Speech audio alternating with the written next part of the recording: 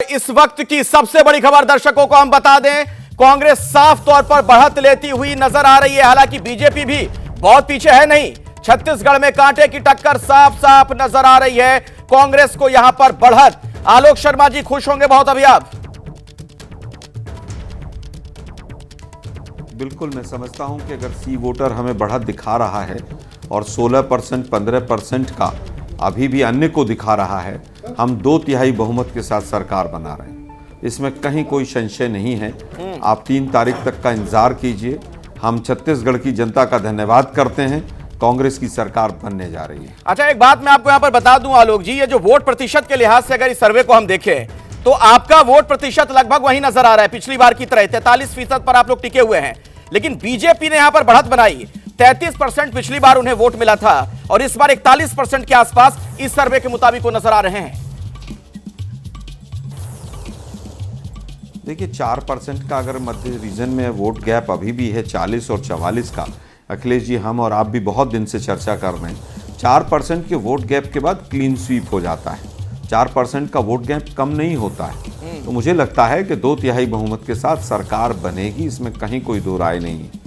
और सी वोटर के और तमाम उसमें एरर्स भी पाए गए हैं। मुझे याद है 2019 में हरियाणा में इसी सी वोटर ने एबीपी न्यूज़ पर 90 में से 83 सीटें 83 सीट्स जो हैं वो बीजेपी को दी थी, आई थी 40। इसी तरह का कुछ यहाँ भी होगा, आप देखिएगा। 2/3 बहुमत के साथ के शर्मा जी, आप सुन रहे हैं 2/3 बहुमत की आस अभी भी कांग्रेस को है। आलोक शर्मा जी को आपने सुना? नहीं, वो आसाम में तो पूरी जिंदगी रहे हैं। अभी पिछले कई सालों से तो आसाम पे जी रहे हैं ना।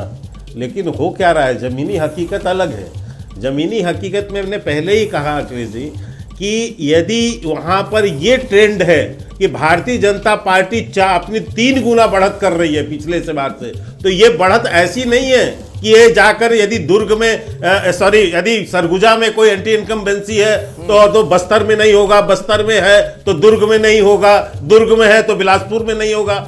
एंटी इनकम्बेंसी जब फैक्टर क्रिएट होता है तो वो पूरे प्रदेश में होता है। इसीलिए मैं कहा कि ये जो आप बढ़त देख रहे हैं, ये बढ़त कहां तक जाके रुकेगी, इसकी अभी कोई सीमा तय नहीं कर सकता। दिशा हमें जरूर ये दिखाता है। ठीक है, समझ गया आपकी बात। मतलब ये बढ़त कहां तक चली जाएगी आप ये नहीं तय कर पा रहे हैं। आलोक शर्मा जी 2/3 बहुमत की अभी भी आस लगाए बैठे हैं। लेकिन फिलहाल इस सर्वे पर ये बात कर रहा हूं। नहीं, सुनिए जल्दी से शर्मा जी, के शर्मा जी। अखिलेश जी सुनिए, आप ही दिखा रहे हैं कि हम 15 सीटों से 48 सीटों तक जा रहे हैं।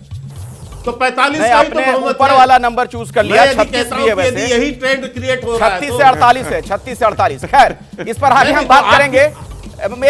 जैसे ही घड़ी का काटा दोपहर 2:30 पे आए, बबीता जी का दिल सास बहू साजिश के लिए मचल जाए।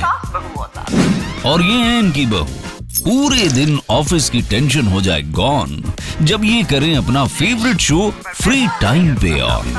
इनकी तरह आप भी देखिए अपना फेवरेट शो अपने टाइम पर और डाउनलोड कीजिए एबीपी लाइव ऐप अपने स्मार्ट टीवी पर।